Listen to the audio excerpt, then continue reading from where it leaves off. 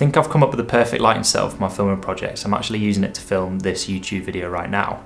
And if you stay to the end, I'll show you exactly what it is, how I've set it up, and who I think it could be good for.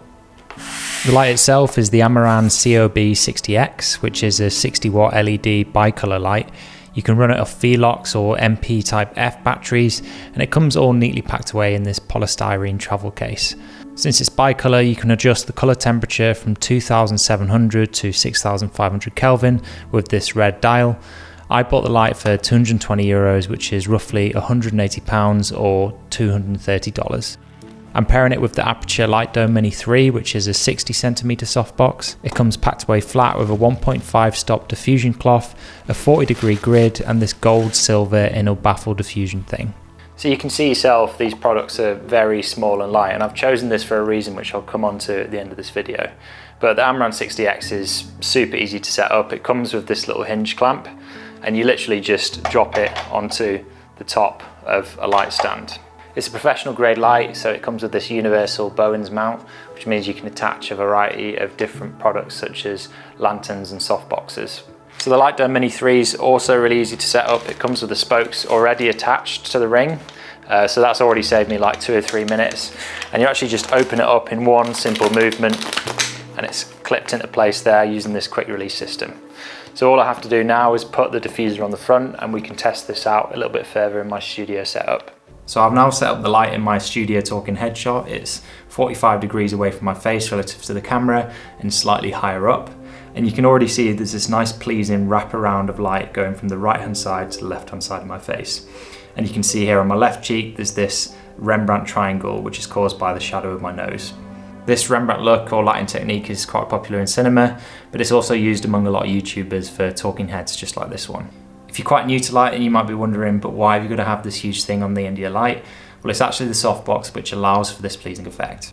If I take it off and just use the light, you can see the shadows are much harsher or harder, and there's nothing wrong with this, it's a stylistic choice, but it maybe looks a little bit too dramatic for the topic and tone of this video, so I'm going to put the softbox back on. The softbox basically does what it says on the tin, it softens light, and does this by expanding the size of the light source relative to the subject, which in this occasion is me. The Light Dome Mini 3 at 60cm is actually quite a small softbox compared to what a lot of other people use. But in a controlled environment like this, you can vary the softbox by moving the light further or closer to the subject, thus altering its apparent size. And here's a side-by-side comparison of the image when the light is at different distances from my face, with the brightness adjusted to make sure it matches. You can see the closer the light is, the softer the shadows, and in my opinion, the more pleasing my face looks.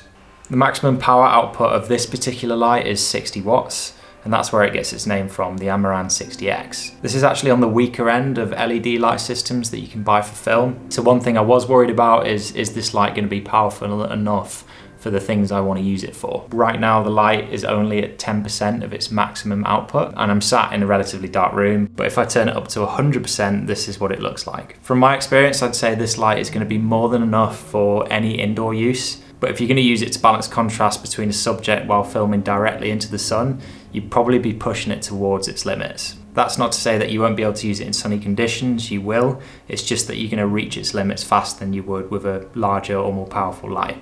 So who do I think this is for? With lights, it's always a trade-off between power, size and cost.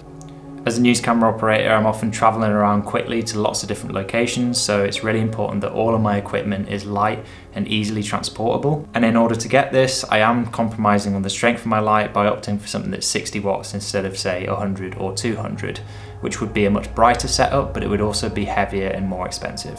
And the reason I chose this specific softbox over other softboxes that are a similar size is because I'm often in a massive rush.